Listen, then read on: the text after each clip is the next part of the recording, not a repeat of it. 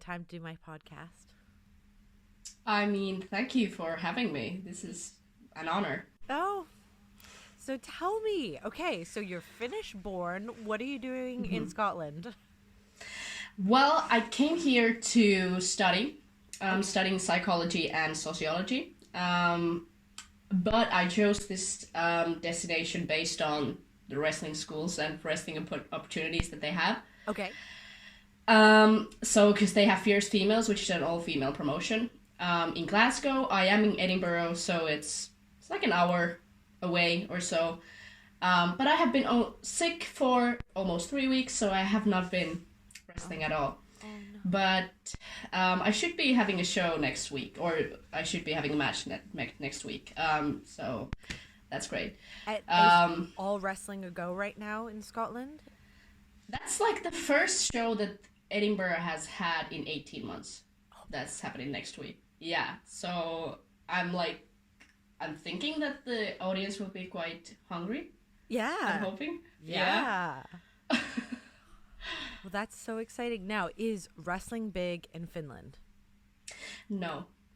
So we are like super underground promotion. There are actually 2 promotions now, but I only work for FCF Wrestling, which is my home promotion. Okay. So when I started, there were so few of us.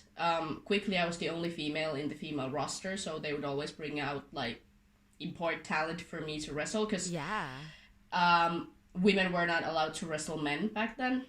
Okay. But now we have the biggest female roster in the Nordic countries' history. Oh, wow. And there's like 6 active female wrestlers at the moment, but we have more in training. So that's still like not a lot, but it's still like more than ever. So, but yeah, now we have more wrestlers and more just people working for us in FCF than ever before, and we make more money. We have more audience than ever, so it's growing, but it's still quite slow. That's incredible. Now, okay, so in Finland, it's underground. Mm-hmm. There's not many women, I imagine. How on earth did you find professional wrestling? Well, when I was a kid, like 10, 11 years old, we had WWE on TV, but it was like, it came around at like midnight. So it was like by chance that I happened to be awake by then to see Raw, and I was like, what is that? And I just needed more. So that was like my only source of wrestling then, because that must have been like 2004. Okay. Or something. And so the internet it was a thing, but it wasn't so much of a thing as it is now. So I couldn't find that much of stuff from the internet. So I was just watching WWE. Okay. How old were you? I just 10 maybe. 10, okay. Yeah. And I just decided that that's what I'm gonna do. I had no idea how. I had no idea we had wrestling in Finland. Right. Or I just figured I have to move out to Canada to train. I don't know why I had that. Probably because of Edge and Christian. Oh, okay. I had that like idea that I have to move to Canada to start wrestling. Right. Right, yeah. But I think in high school I found out that there's a promotion in Finland, and I was like, oh shit. And then I made a promise to my mom that I would graduate high school first before I started wrestling. Yeah. Good. And then I think I graduated, and 2 days after I went to tryouts. And I've been wrestling ever since. Wow. Incredible. Yeah. And so you graduated high school, and that is when you started training. Yeah. Wow. Okay. And how old are you now? I am 27. 27. So, yeah. So I was 20 when I graduated high school. So yeah, I've been wrestling for 7 years. 7.5. Yeah. Now I associate, forgive me, Finland with the band Him. Yes. Ville Valo. Yes. Oh my God. I think he was my crush. My like crush in my 20s. Like it's not even like a teenage crush. Yeah, he was everybody's crush though. You too. So, okay. Yeah. How big is him over there? It's big. But the fan culture is very different in Finland. Like we are very respectful and like quiet, so I don't know where he lives, but when he has lived in Finland, like people don't go up to him. Like we don't go up to celebrities to talk to them. We just let them be. Okay. But like in concerts, you see that because they are sold out if him is anywhere. So it's like that's when you kind of know like they're a thing. Like they're huge. I saw them once. It was like a festival thing in Finland.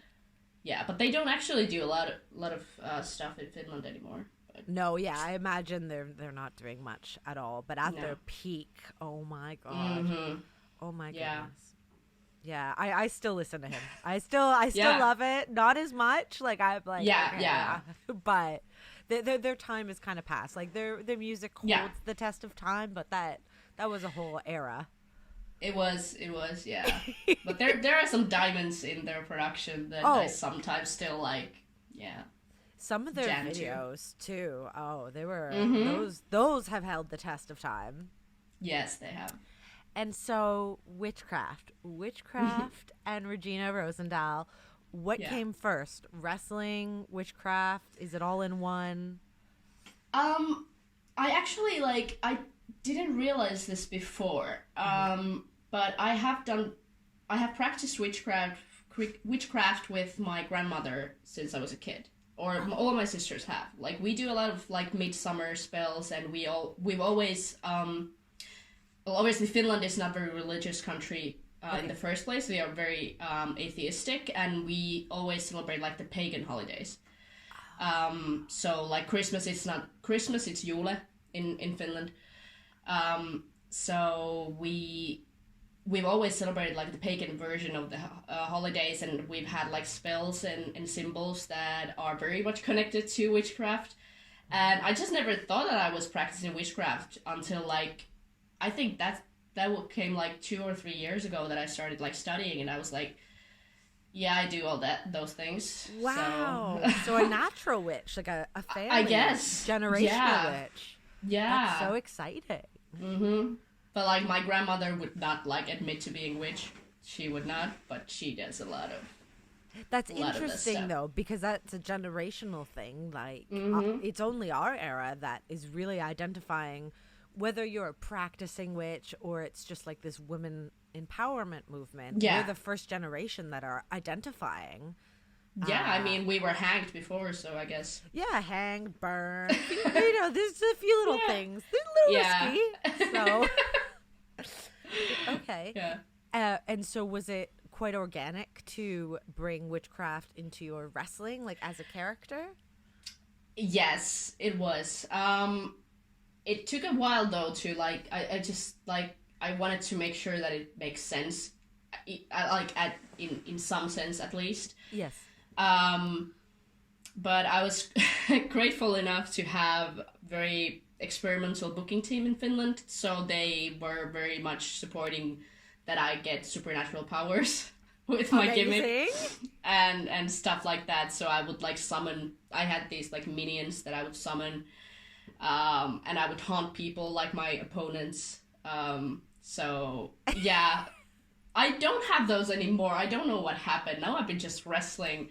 But that was such a fun like couple of years that I was able to do that like weird witchy stuff. But obviously it's not that easy to do like to just bring abroad and do like everywhere, because I don't know the sound technicians and I don't know I should have like a fucking van of shit and just like bring like this is my gimmick, bring out the fog and everything. So I love it. I love it. Please don't change. Like I know on the indies you might not have all the literal smoke machines and mirrors, but like, you know, keep all that creativity, because You know, when you come to North America or you're working with bigger promotions or you go to Japan, they would love that stuff. Like, yeah. The more creativity you bring, like that is the one thing I learned in wrestling, you know, working for WWE and TNA is, sure, there's a creative team in place, but they really want your ideas. Sometimes you have to make it seem like it was their idea. But the more you bring, the better. The more, you know, a company's going to want to buy you. So like, please don't ever change that. And like, yeah, sure, you might have to like mold it for whatever company. Yeah. But make sure you keep all that up because I think it's awesome.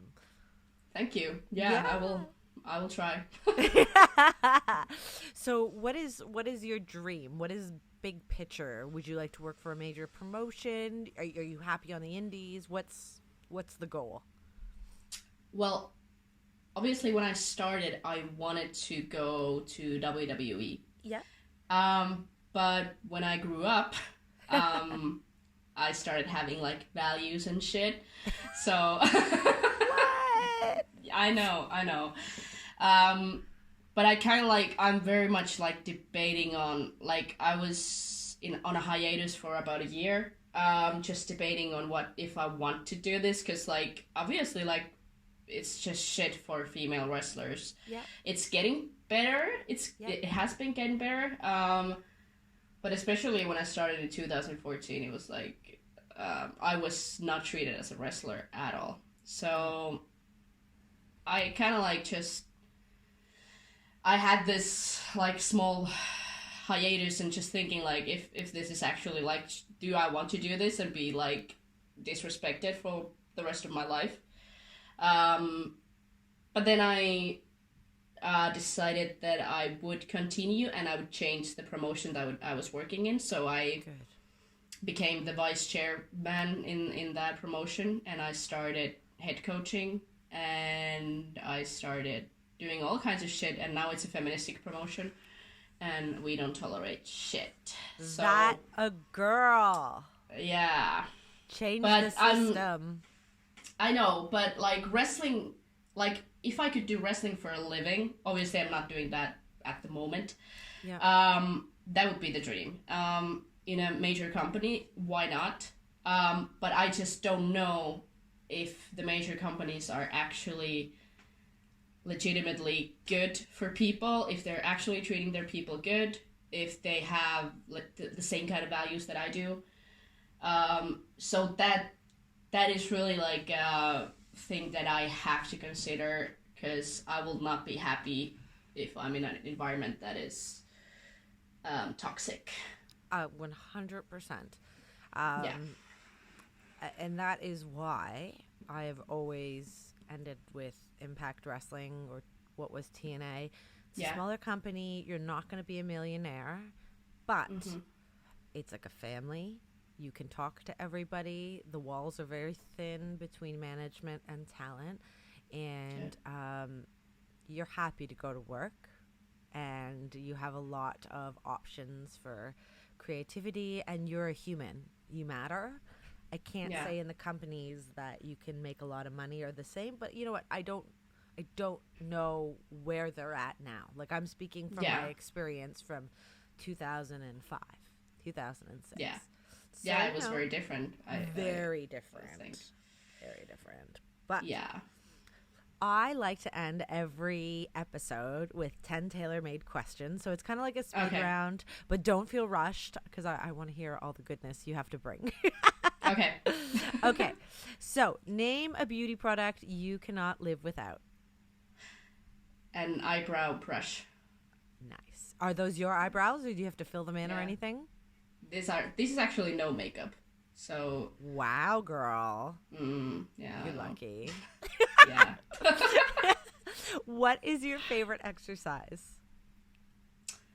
I would say squats or kettlebell things. Nice. Strength. Yeah? Yep. What is your biggest pet peeve? Okay, so in my personal life, I hate the sound of chewing. Oh, like, okay. Yep. I hate it. I cannot, like, if people are eating, I have to have music on or a TV on, anything. In wrestling, I hate when people correct like their attire in wrestling, like pull up their pants or whatever. Like I hate that. I'm really guilty of that. I'm really guilty. Yeah, and I have to get new gear made. It's actually the way. It's the material.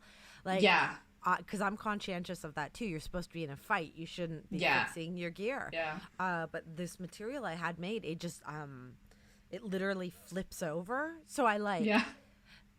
It's a whole thing, but I totally respect and understand where you're coming from. Because I glue and I tape and I will fucking sew that in my skin if it's the only way. I get it. Yeah. You are right. I am wrong. I need to sort my life out. I agree. Yeah. Okay. Who is your celebrity crush? Damn. I've been binging American Horror Story, so I'm gonna say Evan Peters. Nice, yeah, total babe. Mm-hmm. That is such a good series. Have you got to the coven yet? It is. I've seen everything. Yeah. Oh, you're re-binging it. Yes. What is your favorite band or artist? My music taste is very seasonal. And I just love everything with good lyrics. Yep. Right now I am listening to a lot of Twin Temple and like that kind of gothic maybe music. Yeah. Witchcraft music kind of. Love it. Yeah. 'Tis the season of the witch. It is. Do you have a secret vice like drinking a glass of wine in the shower? No, but I have to try that one. It's a good one. It's a good one, yeah. What wrestler has the best entrance music? And you can say yourself. I mean, I have incredibly good entrance music. I only have heel music at the moment. I'm getting my babyface music made. It's a guy in Finland who does it, so I can have like the copyrights of it, so it doesn't like... Smart girl. Yeah, but my music is very good, but I would say like Lida's entrance music is something that always goes to my heart. I get goosebumps when I hear it. Oh, amazing. So with Lida, would you say she was your first kind of like that person for you? Yeah, Lida, then Beth Phoenix, Mickey James. Yeah. Those are all really good role models. What about for men? Mm-hmm. Did you have any male wrestlers that you thought were awesome? I mean, my first love was John Cena. John Cena! Yeah, I love John Cena. I still love him. Yeah. I don't really watch a lot of male wrestling at all. Okay. So I just, whatever promotion I watch, I just binge on the females. Yeah. And I just do this thing when I just find a new female wrestler that I will obsess over, and I just watch everything I can find of them. Yeah. That's like how I enjoy my wrestling. But yeah, John Cena and then Batista as well. Batista? Oh, so you like them like big and like... I do. Yeah. I get it. I know. Okay, girl. I see you. What is your drink of choice? Doesn't have to be alcoholic. Wine, but that's also seasonal. So like summertime and springtime, I usually drink white or rosé, and then during winter and fall season, I drink red. Interesting. Mm-hmm. I just drink red all year round. I don't deviate. I get that. Mm-hmm. What was your most embarrassing moment in the ring? Just so you know, we have had menstrual bleed, urine, ball slips, nipples.